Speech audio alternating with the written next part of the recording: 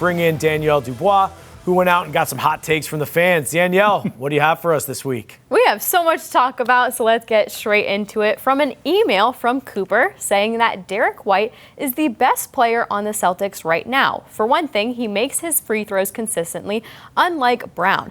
Chad, is he truly better than Jaylen Brown, or is this kind of nonsense?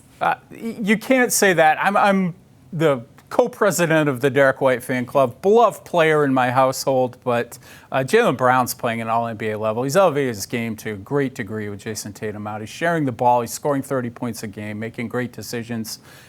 You have to give Jaylen Brown his due here as much as everybody loves Derrick White. Yeah, Jaylen Brown's been fantastic. First of all, he's never really been a great free throw shooter, and I think he's about league average this year, which is probably pretty good for him. And I don't know, Chad, at the end of the game, Jaylen Brown's who I want with the ball in his hands. Our second Wicked Loud comes from Anthony about the Patriots. I'm going to start with the Patriots. I think the Pats, they're not going to lose another game this season, and they're going to go right to the Super Bowl and win it all with Drake May. So, yeah. Not going to lose another game this season, and they have the Bills and Ravens coming up. Can they do it, Ben? Well, I will say that Ravens game in a couple weeks is not looking nearly as daunting as we thought it was. And frankly, same with the Bills game this week. But I don't know, Chad, a team with a second-year quarterback winning a Super Bowl, I just don't see it happening. When has that ever happened around here? Anthony, who I think is a sports radio caller, I'm just going to take that as a clue, is drawing conclusions based on the 2001 season, I think, or they ran the table after being 5-5. They're not quite that good. I think they might have a real hard time with Buffalo, but it's a nice thought, Anthony. It definitely is. Now we moved over to Saved You a Click, and our very first post comes from a mix of hockey and tennis, it looks like.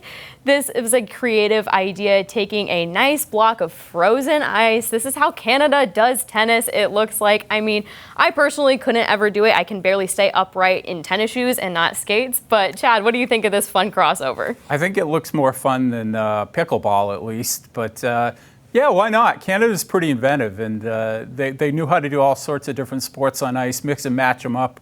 Why not hockey cross and a little bit of tennis mixed in? Yeah, that's awesome. I'm always looking for new sports with my kids. I think we found it. I think the Skating Club of Boston needs a new feature here at their rink. There you go. I think you have a trip planned with your family, Ben.